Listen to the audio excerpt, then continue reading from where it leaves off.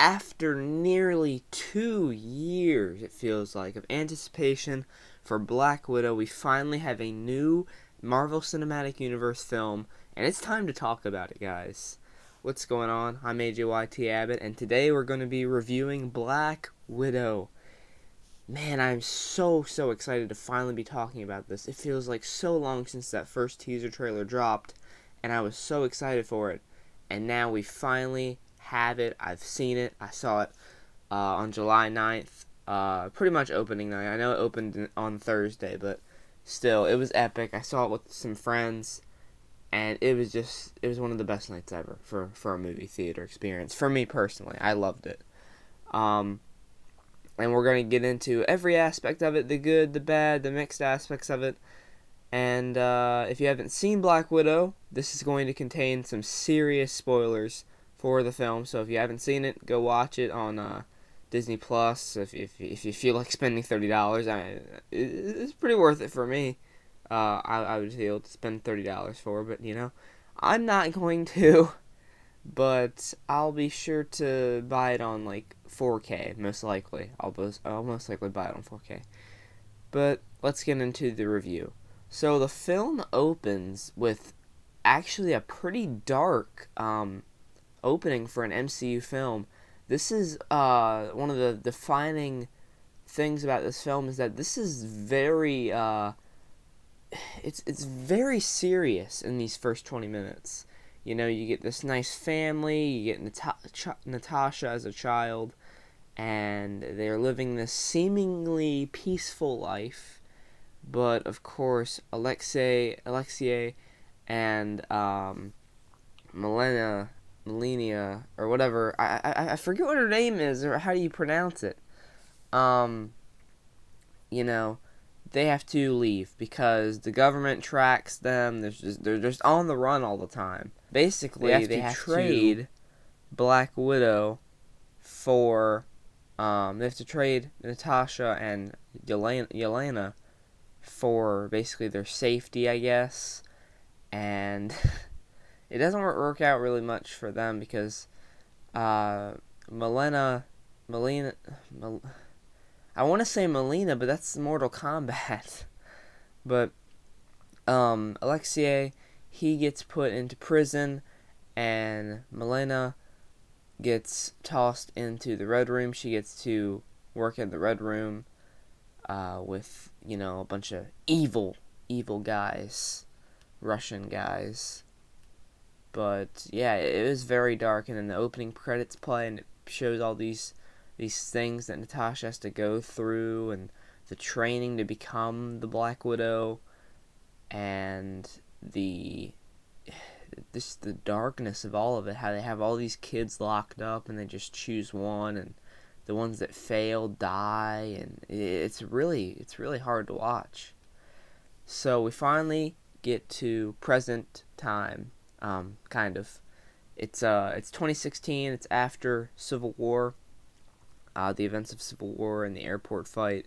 Natasha's on the run. We have Ross going after her, and she just decides to completely change her name, or not her name, sorry, but her completely decides to just try and change different things about her so that they can't track her nearly as good. She has a friend that gives her like these fake licenses and IDs and stuff. He was a nice addition to the film. He's on the poster, but like he wasn't even in it that long. He's maybe in it for 5 minutes or so, or like 5 minutes of screen time. I mean, I don't know, a little bit weird, but I don't know. I like it.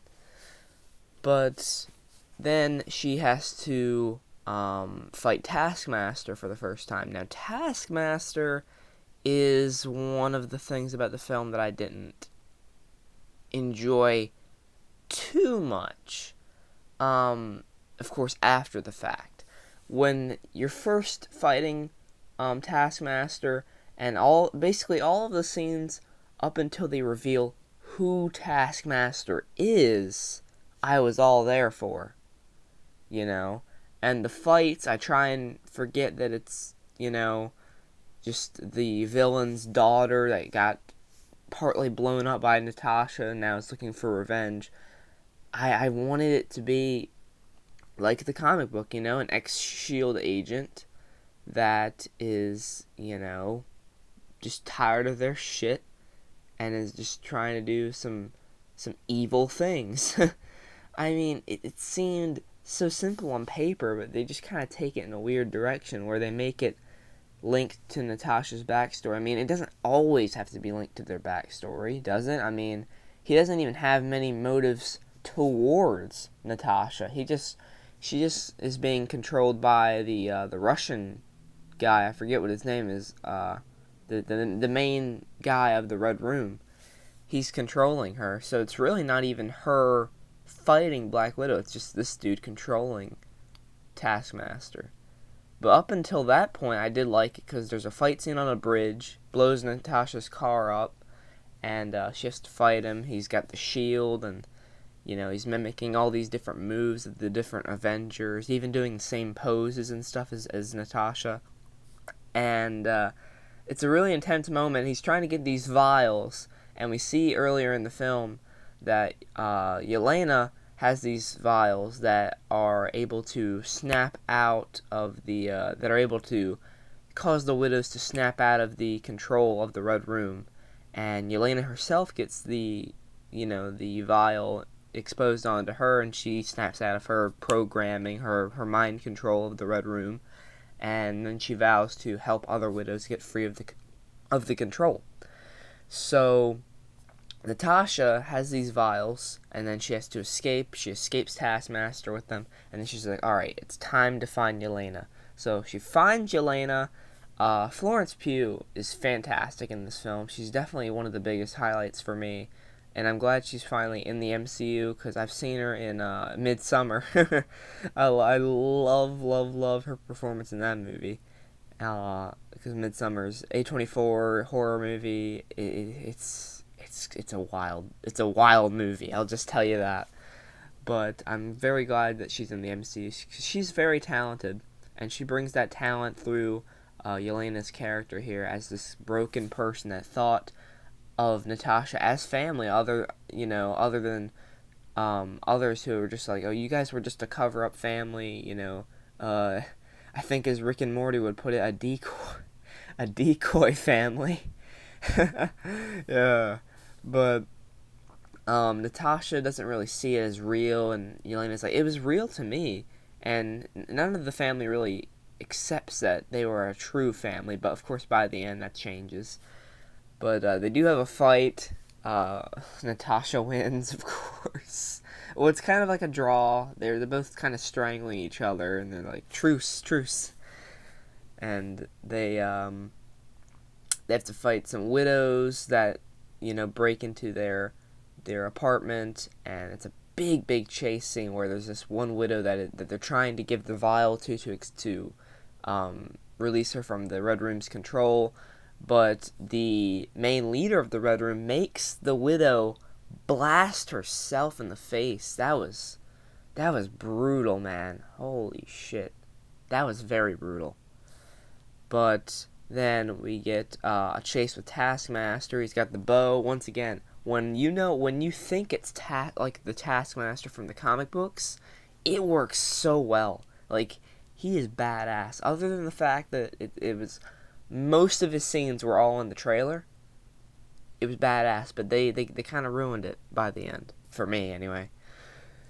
And no, it doesn't have to do with the fact that it's a woman. That's not what I'm saying at all. I'm not saying that. I'm just simply saying I wanted it to be very similar to the comics, where it's just an ex-SHIELD agent that is under the, he's under the Red Room's control. I mean, I wanted Taskmaster to just be Taskmaster. I want his motives to be his motives, but of course I should say her, because it's revealed to be the villain's daughter. But I don't know. It was kind of random, and it was kind of it put me off. But he's got the bow and arrow like Hawkeye, and they do end up escaping Taskmaster. That was a pretty cool car chase scene, though, because they filmed it on a real street.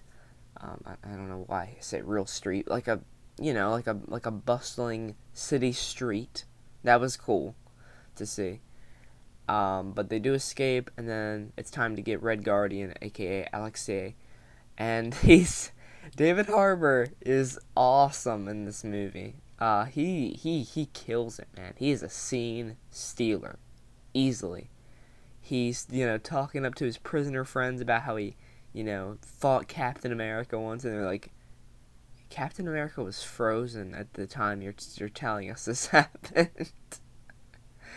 And he gets some mail. He gets a little Red Guardian action figure. Then it's time for Natasha and Yelena to break him out of prison.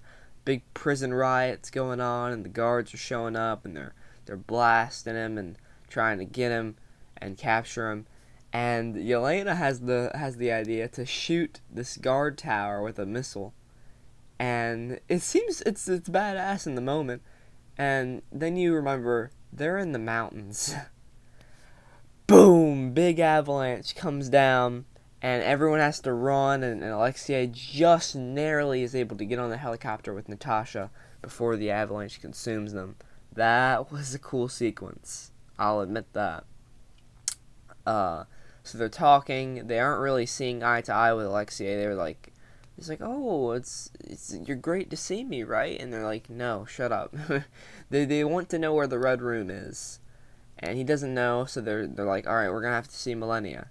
And they go to see Millennia, and she's programming pigs to do whatever she commands. I thought that was pretty funny. There was this one dude who's like, I hope that pig fights. That pig needs to come back later on in the movie.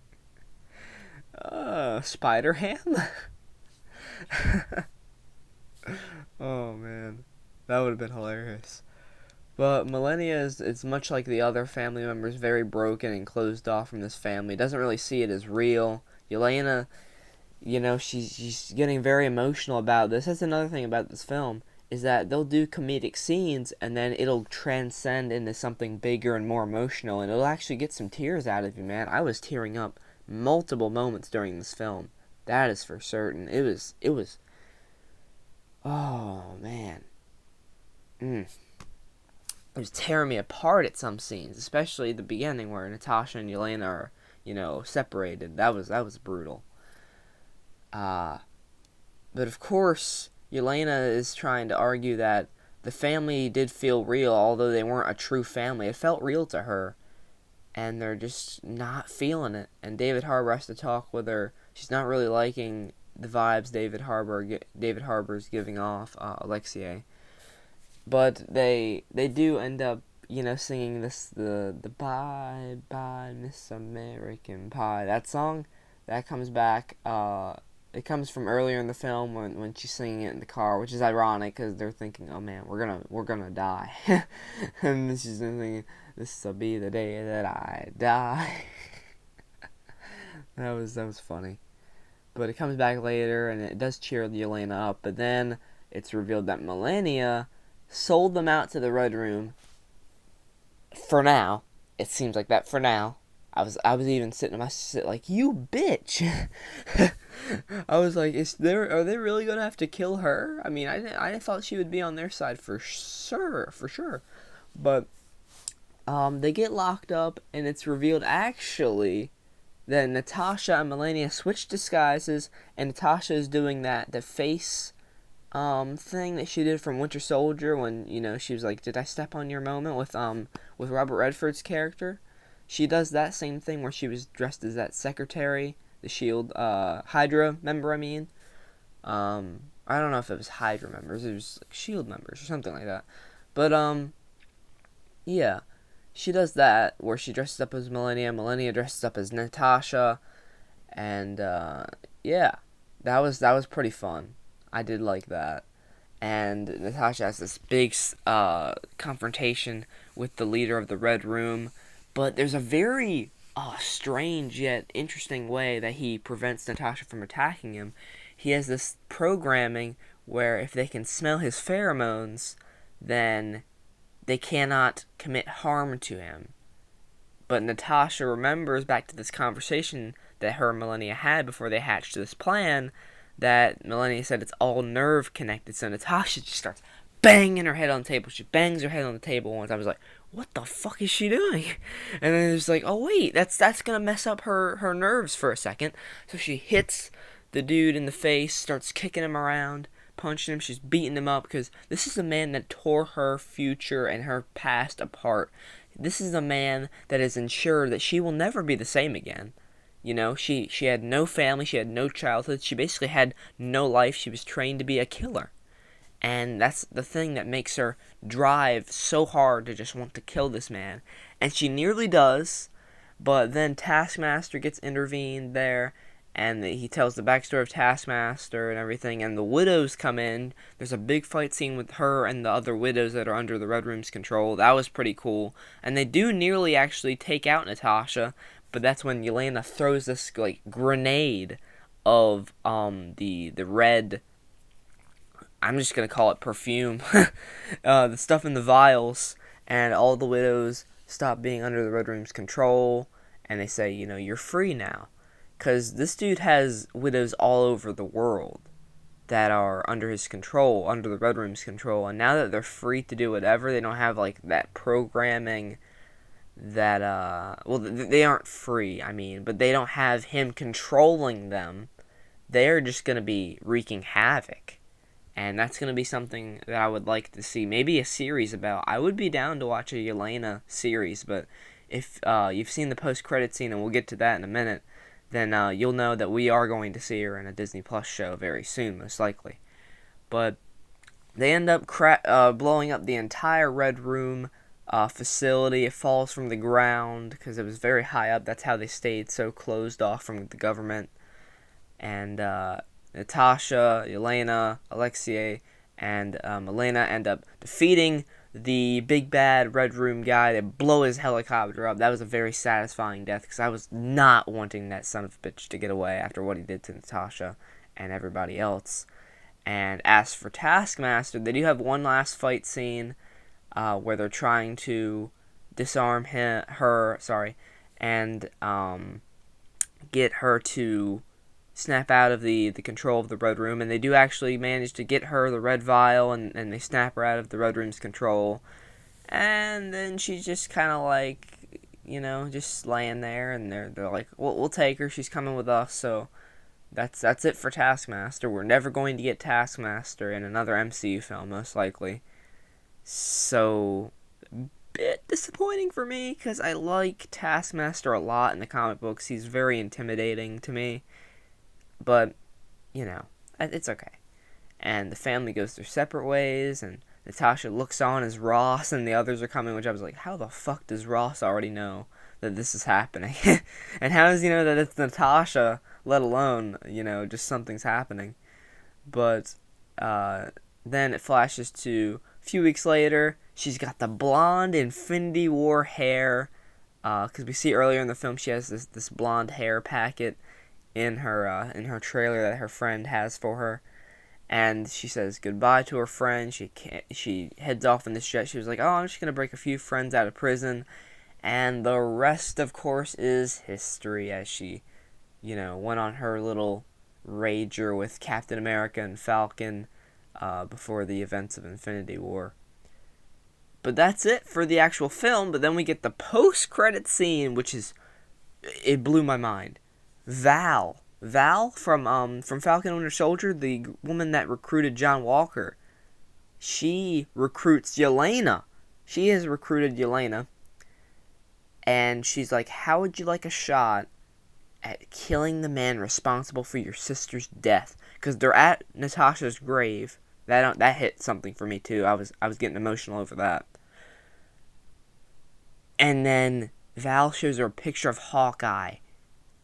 I was losing my shit, dude, because we are definitely going to see her in the Hawkeye show with Kate Bishop. That is absolutely going to happen. There's no way. I don't think they would set that up and then have the Hawkeye. Literally, the next Hawkeye, the next Disney Plus thing is Hawkeye. I'm pretty sure that the next MCU thing is Shang-Chi. And then we get Hawkeye, I believe, and Eternals. Some I don't know, one of those two is switched, but I think Hawkeye's coming in like November, maybe. But I'm so excited for that now because Yelena is gonna probably be hunting him down. The only thing I'm confused about is how the fuck does Val know what happened on Vormir? I mean, for all they know, it's just Natasha sacrificed herself. They don't know that Hawkeye had a chance to die, and he didn't even get her killed or do anything. I mean, he was trying. Shit, he was trying to kill himself for her to not die. Like, he was going to make the ultimate sacrifice, not only for the world to get this stone, but for Natasha to live on. But, I don't know, maybe someone gave Val false information, or probably knowing that character, she definitely knows what happened on Vormir, and she's just, having Yelena take care of another Avenger so she doesn't have another threat to her. Oh, man. But that's it for the film. Oh my gosh, guys. I mean, other than Taskmaster and I wish Alexei had a bit more fighting than what he did. Those are probably my only two complaints. The Taskmaster thing is a pretty big one, though. But I still love this film. I'm gonna do an MCU ranking eventually for all the films, including Black Widow. But damn, guys, it's a great film. Go out and see it. It's awesome. I love Scarlett Johansson, Florence Pugh, David Harbour, Rachel Weisz. All of them did fantastic jobs. But let me know what you thought of Black Widow down in the comments below. Thanks so much for watching, guys, and I'll see you all in the next one. Take care and goodbye.